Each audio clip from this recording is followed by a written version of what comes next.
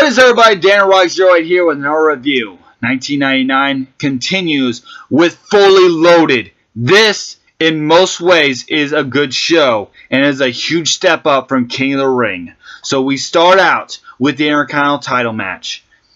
It is explained that Edge won the title on a house show in Toronto on a Saturday and defended it here. So he's only champion for one day. And he lost it to Jeff Jarrett. So Jeff Jarrett is the Intercontinental Champion. Now he's a 5-time Intercontinental Champion. I'm not sure why Edge won the title.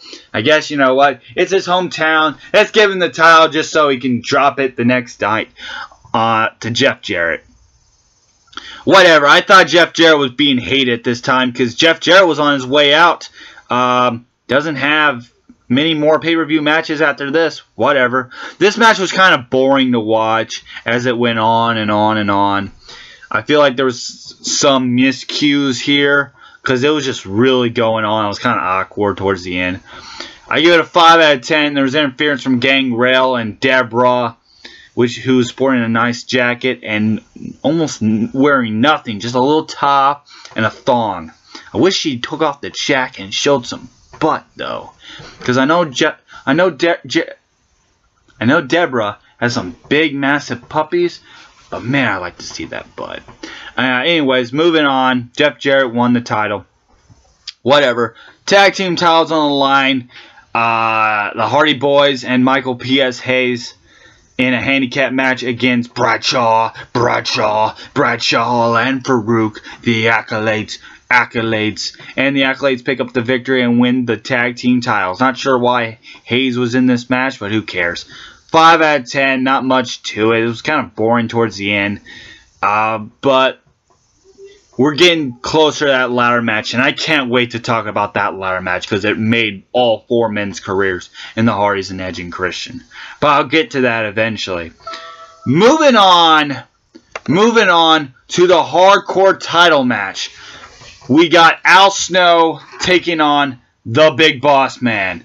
He's the Big Boss Man. Do. It's the Big Boss Man. Do. And this match, like most hardcore title matches, just went all over the place. Went all the way backstage. There's a spot. This is where that infamous botch comes in, where Al Snow's up against the garage door, and then Big Boss Man climbs in this little cart deal and tries to drive into Al Snow, but it doesn't fucking turn on. It doesn't turn on whatsoever. It won't move. It won't budge. It's just funny as hell. Then they go outside. They almost get ran over by a car. Al Snow gets handcuffed up to a fucking fence, and Bossman pins him. So Al Snow is handcuffed up against a fence, right? And then Bossman pins him, while Al Snow is like this. I guess his shoulders were against that, but that's a pin? What an interesting way to pin your opponent. So Bossman is the hardcore champion. Not much to say about it. Like most hardcore title matches, it just goes all over the place. Nothing new was seen here. It's nothing like it's just your run-of-the-mill hardcore match. Okay. 4 out of 10. Moving on to a match that really shouldn't have been on this show. D'Lo Brown versus Mideon. D'Lo Brown picks up the victory, and Mideon, and this was just a meaningless match. See there? Meaningless match. Bad match. 1 star. Next, where are my notes? Next, we have Big Show defeating Kane with the special guest referee, Hardcore Holly. Not sure why Hardcore Holly was the special guest referee, but you know what? Who cares? Nice spot where Big Show lifted up Kane and tossed him over the top rope in a military press fashion. Guarantee you've never seen that happen to Kane before or even since. Much better than a match at King of the Ring, but there were shenanigans when Hardcore Holly cost Kane the match, and then the Xpac came out, and I'm not sure why Hardcore Holly was in this match. It just didn't really make sense. Undertaker came out, and then I guess an alliance was formed between Undertaker and Big Show, and they would take on Kane and Xpac. So that all makes sense, but Hardcore Holly in here doesn't make sense at all. Like a lot of things in the Attitude Era. Whatever. Much better than the King of the Ring match, though. 3.5 out of 10. Next, we have Ken Shamrock defeating Steve Blackman in an Iron Circle match. What the fuck is an Iron Circle match? Well, it's a parking lot brawl, essentially. You had all the cars, you had the wrestlers sitting on the cars, and honestly, Viscera sitting on a goddamn car looks weird. Hip toss on a car, spine buster on the car. It's nice. It's fun. It's a lot better than that Junkyard Invitational from WCW. Well, that match was just out of control and confusing as fuck to watch. This match was not at all.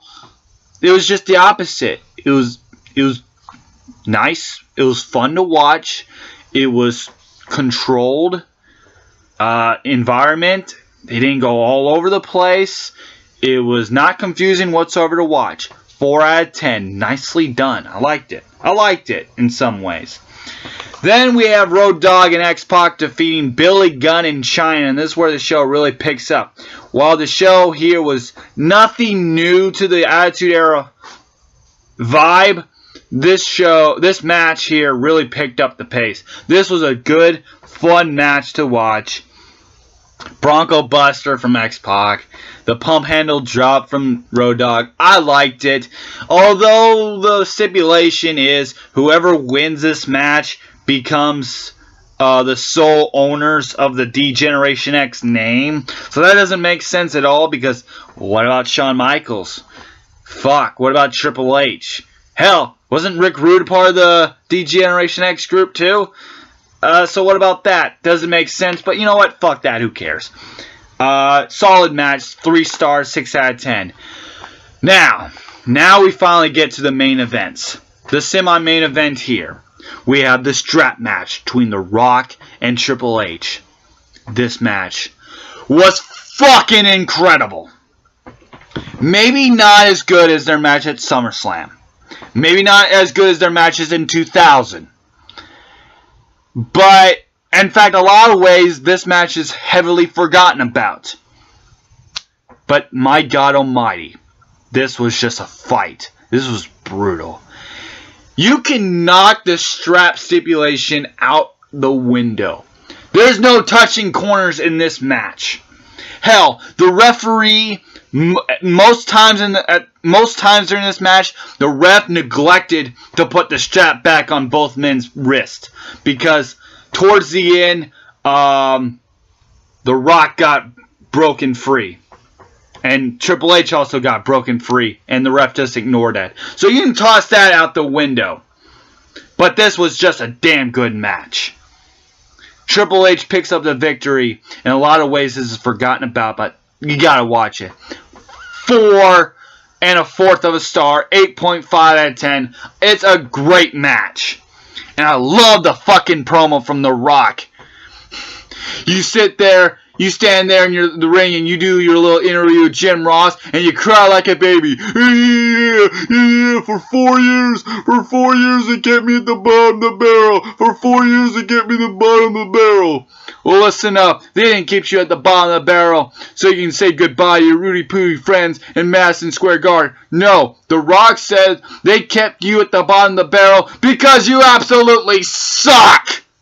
And another thing, you go on to say, in 4 weeks, 28 days, I'm going to SummerSlam and become the world champion. Well, The Rock said, in 28 seconds, The Rock is going to do to you what you don't want. And that is, take that leather strap, turn that sumbitch sideways, and stick it straight up your candy ass. I fucking love that promo. One of my favorite promos from The Rock. Fucking awesome match, though. Next up, we have the main event, and it is a first blood match between Stone Cold Steve Austin and The Undertaker. I'm the Undertaker, rest in peace. This match was also really damn good. The ending to it was just awesome, okay? So Xpac comes out getting a little revenge on the Undertaker from earlier, kicks him right in the face. Steve Austin hits the Undertaker right in the head with a TV camera. Ref sees it. Undertaker's busted open. Then we get a Stone Cold Stunner, so Stone Cold wins the match. McMahon is fucking pissed. He gets in there, hobbling around, swinging around his crutch, and then fucking Stone Cold stuns him.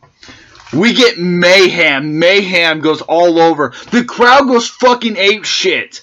Stone Cold celebrating. Out comes Triple H. Beats the shit out of Stone Cold. Out comes The Rock. Undertaker, The Rock, Triple H, Steve Austin. They're all battling each other. And it's just a fucking awesome...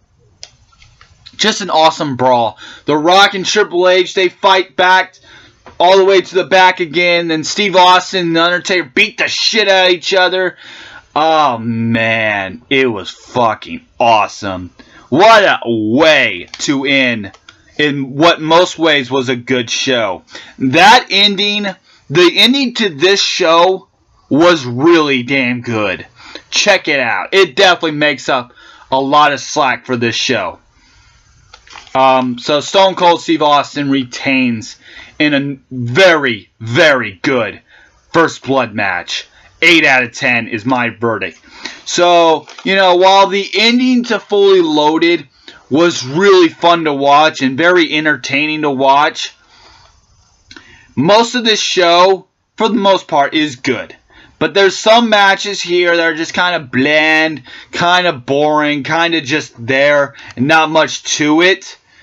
So, but for the most part, I liked it. I liked this show. I give it a 5 out of 10.